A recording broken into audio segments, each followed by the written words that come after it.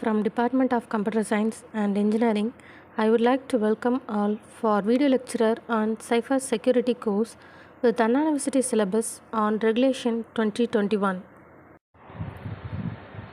Unit 5 in Cyber Security course is Intrusion Prevention.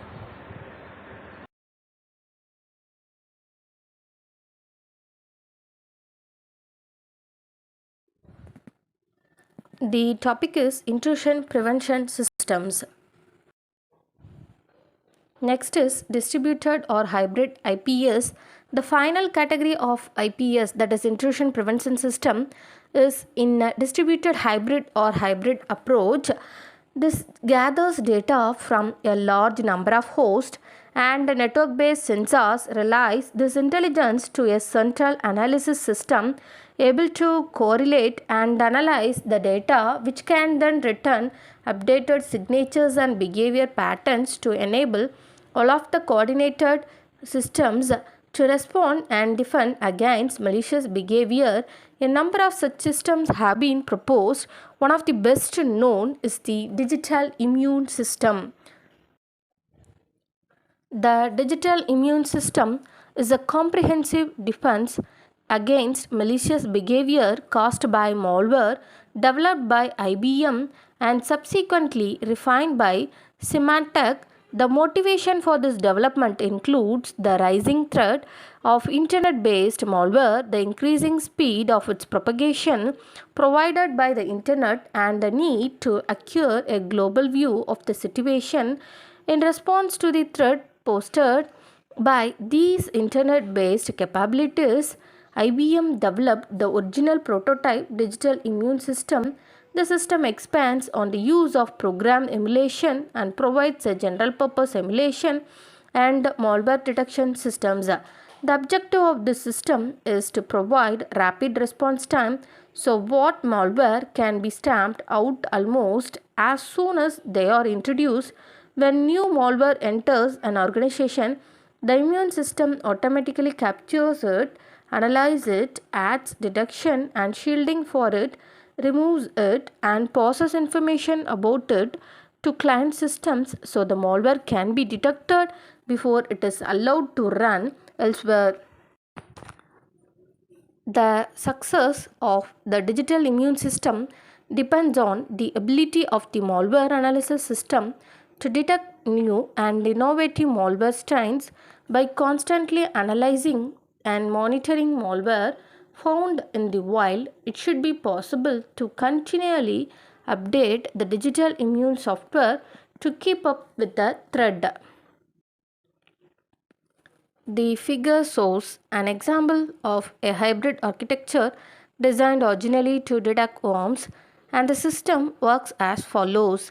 The first one is the sensors deployed at various network and host locations detect potential malware scanning, infection or execution. The sensor logic can also be incorporated in IDS sensors. The second one is the sensors send alerts and copies of detected malware to a central server which correlates and analyzes this information. The correlation server determines the likelihood that malware is being observed and its key characteristics. The server forwards its information to a protected environment where the potential malware may be sandboxed for analysis and testing. The fourth one is the protected system tests the suspicious software against an approximately instrumented version of the targeted application to identify the vulnerability. And the fifth one is the protected system generates one or more software patches and tests these. If the patch is not susceptible to the infection and does not compromise the application's functionality, then the system sends the patch to the application host to update the targeted application. Snort Inline is a light-byte intrusion reduction system. A modified version of Snort, known as Snort Inline, enhances Snort to function as an intrusion prevention system. Snort Inline adds three new rules types that provide intrusion prevention features. The first one is drop.